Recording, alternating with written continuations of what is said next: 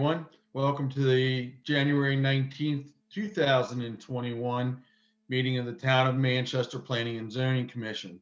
It's good to see my fellow commission members, Michelle and Price. I hope everyone had a safe and happy holiday. First item on tonight's agenda is the approval of the September 15th, 2020 minutes. I believe Michelle sent those out to us in an email.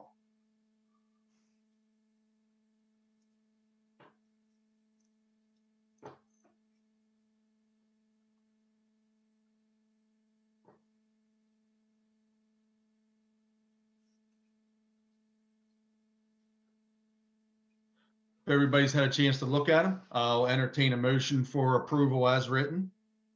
I make a motion that the September 15th, 2020 meeting minutes be approved as written. Okay, a motion by Commissioner Luskin to approve the minutes as written. Do I hear a second? I second that motion. Okay, Commissioner Graham seconds the motion. Any questions or discussion? All those in favor signify by raising your hand. Aye. Okay, motion's approved unanimously. Minutes are approved as written. Moving on to the next item, reports. Michelle? Yeah, I have a little update on Equine Meadows. I have not heard anything for them as far as when they are expected to come back. They're having stormwater management still issues. And I know today I saw, and I sent you the updates that came from the engineering department. So they had some comments with them also. So we have not moved on to any kind of ready for any final approvals. As we talked about a little bit, Patriots did present today to the Carroll County Planning Commission, and they will be on the agenda Thursday for introduction to the commissioners. And then it's the following week for their discussion and their vote. We are going to be doing a spring amendment to the water sewer master plan. We'll talk about that a little later agenda item. And I think that's all I have. The rest would be council probably. Okay. Anything Steve dropped off to you or mentioned that would go under town? No, he did not. Thank you. Councilmember Wilder, anything from the council? Yes, Mayor Council did hold their regular meeting last week, and there was a brief discussion on the annexation. At the request of the mayor and council will hold a work session or sessions. We plan to discuss the annexation conditions that were recommended by the Planning and Zoning Commission. And then following those discussions, a decision over whether or not to annex the Libby property will be brought to vote. Okay. So hopefully by next meeting or the meeting after that, a final decision will be made. Very good. Okay, thank you. Alex, I have one other item to add. We do have elections coming up this year. So it will be 3 council positions. And the applications are due prior to April 5th. They can get a packet from the town office. Very good. Okay. Price, how are you? How's everything over in Westminster? It's going well. Good. Moving along, the comprehensive rezoning, if you may have seen in the paper today, the commission did vote on all the properties that were petitioned to rezone. Obviously, some did not go forward and did get unfavorable recommendations, but the majority of them did. I think there was 29 total, and I believe roughly 20 of them went forward as favorable for rezoning. None of the ones are within the area of Manchester, with the only one that potentially was withdrawn early 2020. So that part of the comprehensive rezoning is complete now. We are in the process of still working on updates for the residential portion of that. And there's a property actually is in the Freedom area that falls into that aspect. And then of course, we're still working on the agricultural districts and the zoning text for agricultural and conservation aspect of things. I'm trying to figure out sort of with how things are changed with ag tourism and things like that, sort of what we need to put in the text to make sure we're able to hopefully make it easier for people to do business agriculturally in Carroll County, especially when it comes to ag tourism. Microbrews are becoming very popular, distilleries, wineries, that kind of thing, working with that aspect. But also, I mean, I've realized, we have a lot of seasonal tourism. So you have Christmas tree farms, you have things like boggers and apple pickings. And so that kind of thing. Dog kennels are becoming we're starting to see a lot more applications for dog kennels, for commercial dog kennels for multiple, I think it's 10 plus is what we get to when it comes to commercials, 10 plus dogs, I believe. So we're starting to look at more of that aspect of what would be, should we look at that as a totally separate portion of ag? Should it be an accessory use? So that's one of the things we're looking at. As Michelle did mention, we are in the process of beginning the spring amendment, and obviously 2906 Hanover Pike will be in that mix. I know that's been a long working process, but we finally have gotten in an area where, and I believe that I did email Lee Broderick last week after Michelle and I talked, and letting him know that the town has submitted an application, and Lee said he was going to sign off on the permit for them to go ahead and do the well that they needed. So with that being said, obviously just getting the finalization of the actual map amendment of that property being taken out of the water and sewer plan. We are still working on and finalizing the transportation master plan. And with that being said, Cody Spade, who was a big part of the transportation master plan, as well as the annual reports, has moved on to bigger and better things in Colorado. He's still working contractually with the county through the end of February, is what we're hoping. But upon that, we, both Linda and Mary, are interviewing for two planner positions to hopefully fill his, as well as the position that was vacated by Bobby when she retired. So he's still working on this on a contractual basis, but right now I believe Mary is going to sort of be the point person for the transportation master plan until we maybe get somebody on board, and then they'll help with her. As it comes with the annual report, Kathleen Comer, who's also our GIS analyst, will start taking on those responsibilities. She's going to work closely with Linda, probably with the first annual report over the next couple of months. We just did it, so to get an idea of how that gets working. So we'll have that. She'll be working on the annual report in the future. So that's here. The point person will be with the county in the planning department is the GIS analyst, Kathleen Comer. So with about that, we're still working remotely.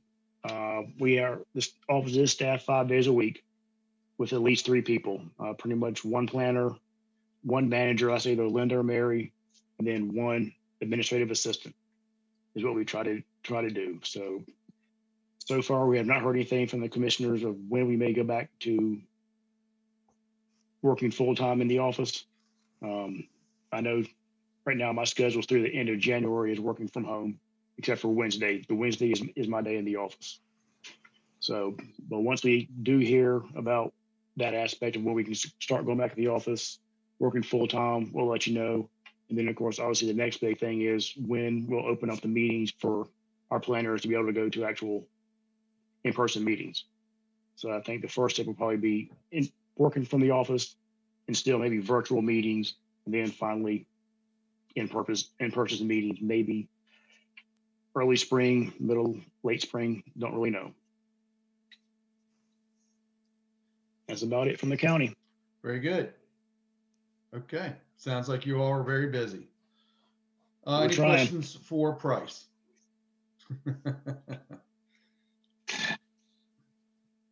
All right, very good. Thank you, Price.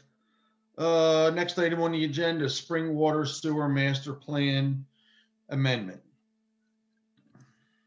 I just put this on as an agenda item because I wasn't sure how much you knew about this property. I sent the letter out today And it's been an issue with the homeowners that they haven't been able to dig their well. They couldn't sell their property. They couldn't, all because they were in our plan. So after we've had several meetings with us in the health department and Steve and myself, we've decided that the easiest for them and us both was to remove them from the plan. And so that's what I did put the application in with Price already for the spring. But because of the time constraints, everything had to be in before February 1st. We've Price and I talked and kind of laid out a plan for this year as far as the other properties that we need to take care of. If these annexations go through, we will need to amend the water sewer master plan again, because the properties are not all the way in priority as they should be. One isn't in at all, and one is in our future. So at the same time, we're going to take the maps from the comp plan that we did that never got into the amendment either, because that 2017 map went into the last one. So we're going to do all those for the fall amendment, which gives us time to work on them. And so I just wanted to make sure you guys were aware that we're doing that, because at the end, you're going to have to approve it all. I do have one question for Price on that. Will there be any pushback for removing the one property, essentially creating an enclave? We've looked at that and we've gone back and forth with the health department as well as MDE, and MDE's pretty much their response is actually up to the town. So they're not going to have too much pushback. And the big disconnect that's sort of out there is obviously Manchester has the line that goes from town to the high school. And when the health department sees that, they saw that, oh, there is the ability to connect. However, those properties, this property in particular, is not within the town limits. And as most places, the town does not serve outside their limits unless you annex in. So that is sort of where we've had the back and forth with the health department and trying to get things figured out. I was like, okay, do you want to go ahead and move forward? And I think it's finally to the point where, yes, just take them out, because even though there is a line running in front of the property, they're not in the town, so they couldn't connect. They'd have to be annexed in, and that hardship and all that aspect, it was just going to be way too much. So, but I've talked with MDE, and there should not be issues with, like you say, an enclave when it comes to the water and sewer aspect. And again, if 30, 40 years down the road, that whole area is within, we can put them back in. But of course, right now they need to. It's probably been almost a year now, I think, that we've been trying to get something figured out for them so they can actually get the well done and try to sell the property or rent the property or whatever they're trying to get done. So Michelle, Okay. what does Colt Riders Garage have? Do they have a well? Yeah, they're not on our water or sewer, and they're out of town. So it's those two properties. If the Lippy property does annex in, it'll be those two sitting there on Hanover Pike that are not in town. All right. Well, what about the Crab House next door? That crab house is in town and is on town. There's your enclave, Bob. Mm-hmm. Yeah, this is I don't know. It's a little tricky because you have the town right next door to the north, and then you have two properties that are off on their own with one 50-50 shot of being developed behind it, as well as the Carroll property, which is literally right behind, fed and supplied by the town somehow. Well, So there's an update on the Carroll property. Mr. Okay. Carroll has decided to leave it in 4 parcels and sell the parcels and run it. He is going to run town water in there, but it will be septic on the lots. and that's only because he doesn't want to pay for the force main to go up to Park Avenue. Correct? Right? Great. Yep. All right. Well, Bob, I agree with you on this one. This has just got bad written all over it for the future. Well, maybe it can be fixed in the future. Okay. Any other discussion from the commission? Nope. Okey dokey. Okay, so our next, I will be posting the Patriots property this Friday.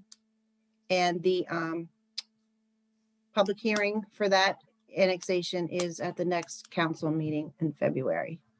Okay. So is there anything else you need from me? Or we'll just No. maybe see you in February. Probably, yeah. I'm mean, I sure I guess- still, I'm sure I still have it, but I may have to reach out if I can't find it, because being at home has been tough for my files, is the annexation agreement for Patriots Overlook that the Planning and Zoning Commission recommended to the mayor and council, because there were conditions in there as well. Yeah, I think it's pretty much the same. Mhm. Pretty much. I mean, And that's what I thought. right. I did have a question today, Bob, while we're on that topic.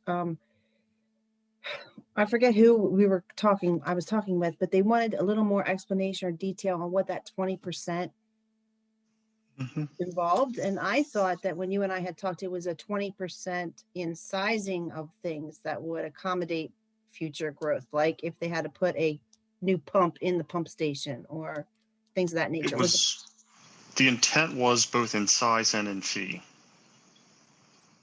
Okay. So if the normal hookup fee, it was $100, we're asking for 120 in order Okay. to help compensate for things such as future expansion of the wastewater treatment plant and other items that will need to be funded as a result of it.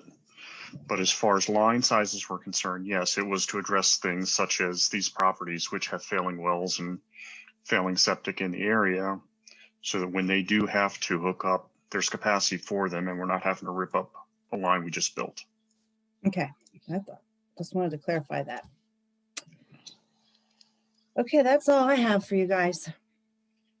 Yeah, I have an unrelated question. I was approached by somebody, the no duplex rule rule that we have in Manchester, that's not a code issue. That's a commission decision count item, correct? It's not, if you're talking about new, Scott, it is code. And our code right now says there are no multi-family units.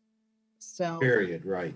period. Got And it. that was due to the sewer capacity. The only thing we have done is like if someone is putting on an in-law suite or something like that, where it is going to be their family, then it's not considered multifamily. Right.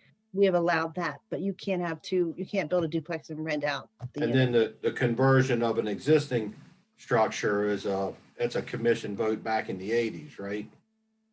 You can't convert a single family to a duplex. Well, that happened, I think it was about 10 years ago that we took out all multi-dwelling units. So we couldn't do any more conversions. What exists on Main Street or existed throughout town is grandfathered in, and they have those, but they cannot add any more residential units. But that's how, like we did the liquor store already had the number of units. Yes, there. exactly. And that's how we did the liquor store. It was Exactly. the number of units, right? Yeah. We can add business units, but we can't add residential units. Thank you.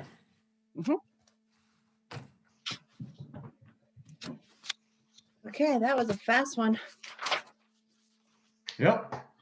So that puts us on track probably with a whole group of issues for February 16th.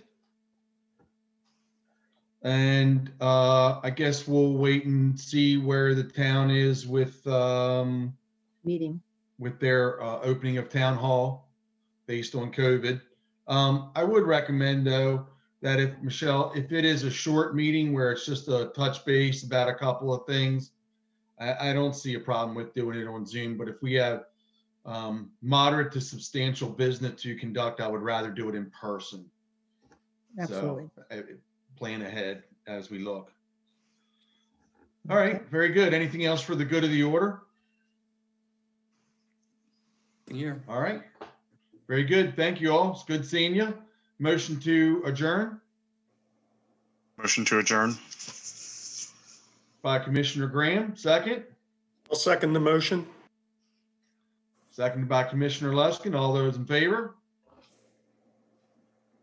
Good night, everybody. Thank you very much. Michelle, thank you very much. Price, good seeing you. Good to Good night, see you. everybody. Thank you.